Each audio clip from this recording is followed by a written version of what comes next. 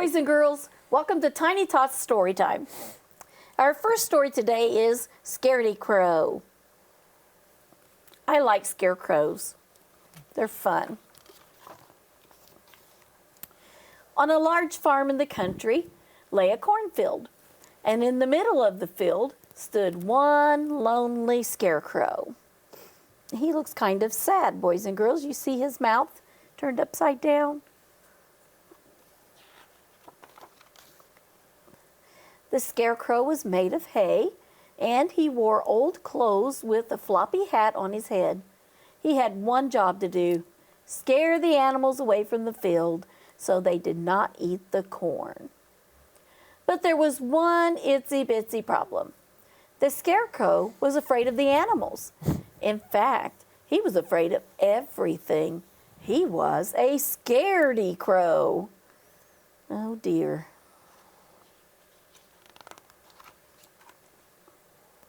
When crows flew by in the day, Scaredy Crow would say, "Oh no, here come the crows. Please don't peck at my head." Then instead of trying to scare them, he would shake his head, wave his arms, and shout, "Crows, crows, go away, come again another day." And the crows flew away. Well, he sort of did his job then. When bats swooped by in the night, Scaredy Crow would squeal, "What's that?" "It might be bats. Please don't screech at me." Then instead of scaring them, he would close his eyes, cover his ears, and yell, "Bats, bats, don't attack. Please leave and don't come back." And the bats swooped away.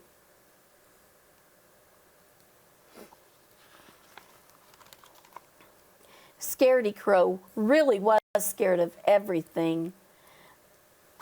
But what he didn't know was that everything was scared of him. His waving and shaking frightened the crows during the day. His yelling and screaming worried the bats through the night.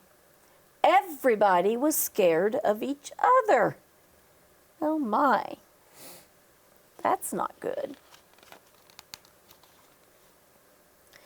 Then one day, a little brown field mouse moved to the farm. All the animals greeted him. The mouse noticed Scaredy Crow standing by himself in the field. "Who's that?" he asked his new friends. "Whatever you do, stay away from that scarecrow. He's scary," the bats and crows warned. "He loves to yell and will catch you if you go near him." So I wonder if that little mouse is believing all of that story. The little mouse looked back at Scaredy Crow again. He didn't look scary at all, just very lonely. "If the animals hadn't greeted me when I moved to the farm, I might have been all alone," thought the mouse. "Maybe all he needs is a friend." So the little mouse scurried into the field. Looks like he didn't believe those animal friends. When Scaredy Crow heard the little mouse, he closed his eyes and shrieked, "Eek, a monster!" But even though Scaredy Crow startled him, the little field mouse did not run away.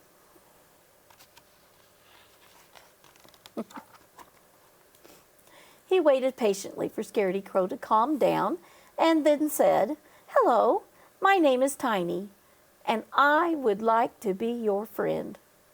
"You want to be friends with me?" asked Scaredy Crow. He had never made a friend before. He was always too scared. Tiny smiled and said, "Yes, I do. And might I add, you are certainly not as scary as the crows and bats told me." Well, "They are scared of me?" asked Scaredy Crow. "How could that be?" "They are scared because you always yell and wave your arms at them," said Tiny. "They think you want to catch them." Scaredy Crow knew what it felt like to be scared, and the last thing he wanted was to frighten the other animals. "What can I do to show them that I'm not scary?" he asked Tiny. Let's invite the animals to the field so they can meet you, Tiny squeaked. Then you can show them what a nice scarecrow you are.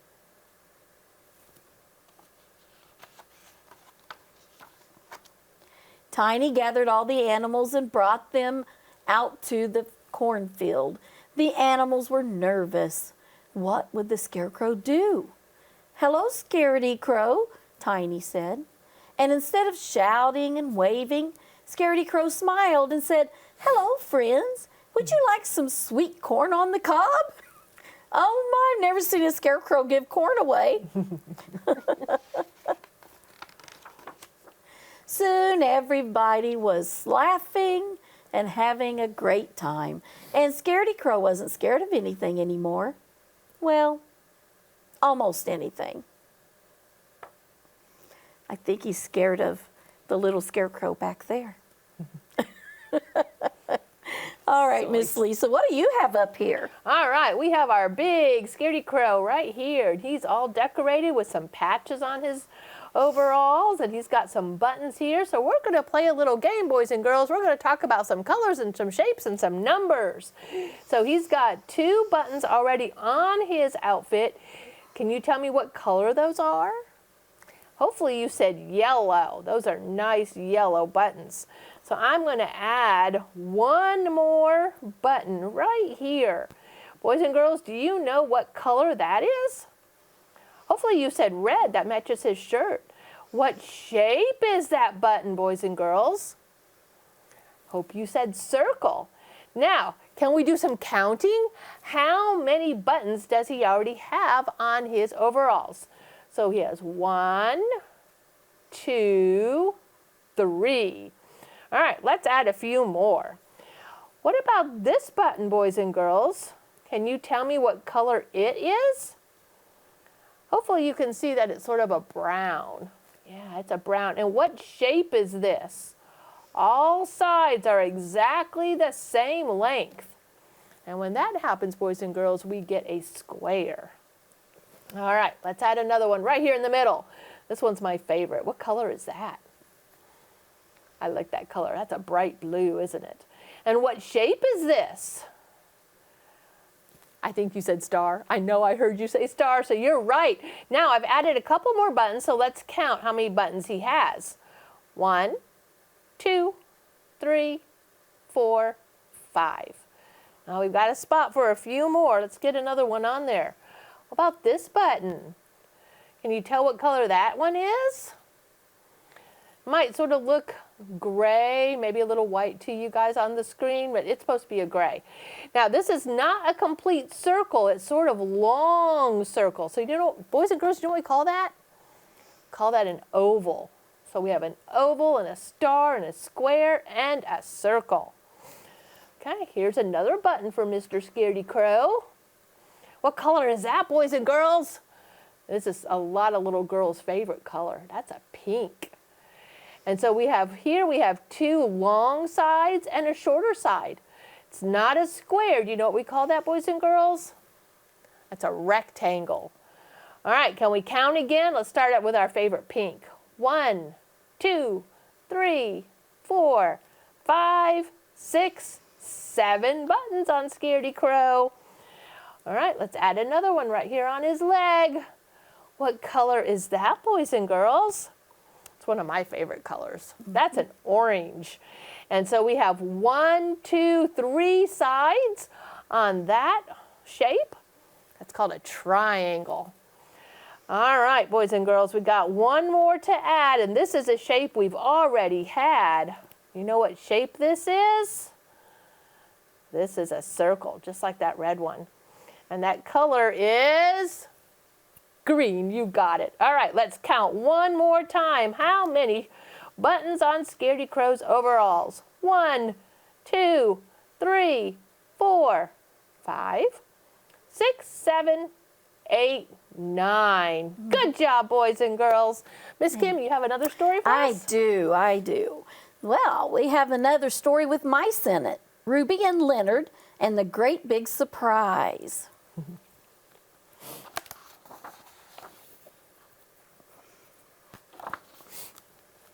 Ruby and Leonard lived behind the biscuit tin in the back of the cupboard with all their brothers and sisters. Ooh, I hope that's not my cupboard. That's a lot of mice. One day, Leonard had an idea. He whispered his plan to Ruby. But it's a surprise, he said, so we can't tell the others, asked Ruby. That's right, said Leonard. Now, all we have to do is follow the instructions. So, I think this looks like it might be a cookbook, boys and girls. Wonder what they're going to cook. It will be easy, Leonard said. First, they measured the sugar and weighed the butter. This is almost easy, said Ruby. Almost. Beat until fluffy, shouted Leonard. That little mouse holding on to that big mixer. Okay, I think that's fluffy enough. That was a bit less easy, said Ruby. Look, they have butter all over them, boys and girls. They measured some vanilla essence. Hold the spoon steady, said Leonard. Oh, they're making such a mess. Look at all that spilled out of the spoon.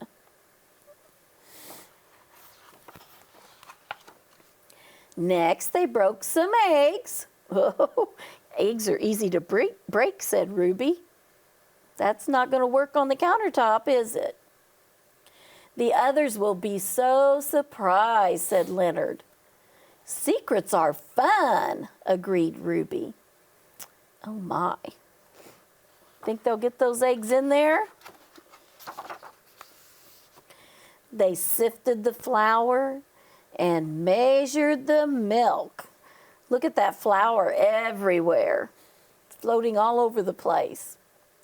Stop coughing, Ruby, said Leonard. You'll give away the surprise. I'm not coughing, said Ruby. Oh. They mixed everything together in a big bowl. Pay attention, Ruby, said Leonard. We're nearly finished. We just have to bake them in the oven. Did you hear whispering? Asked Ruby. I thought it was you, said Leonard. Look, I think you can guess what they're making now, boys and girls. Looks like something yummy. Let's rest while they bake, said Ruby. They waited and waited and waited until at last the cakes were baked. We did it, Ruby, said Leonard. Now for the icing. But stop squeaking, Ruby, or the others will hear you. What do you think's happening, boys and girls? They keep hearing noises and they're not making them. Look over here. Just a drop of coloring. But stop giggling. Ruby, you'll give away the secret. I think I know what's happening. Have you guessed yet? I can't wait to show them, said Leonard. Can you, Ruby? Oh, they're so pretty. Look at all those cupcakes. Leonard called again, but there was no answer. Ruby? Now where's Ruby? Anyone there? Surprise! Happy birthday, Leonard! Happy birthday, Ruby! Happy birthday, everyone! So all of their brothers and sisters were watching and laughing and giggling behind. And there's a cupcake recipe. Yum, yum. All right. That was a surprise, wasn't it, boys and girls? We hope you enjoyed the stories. Have a great day. Bye-bye. Bye-bye.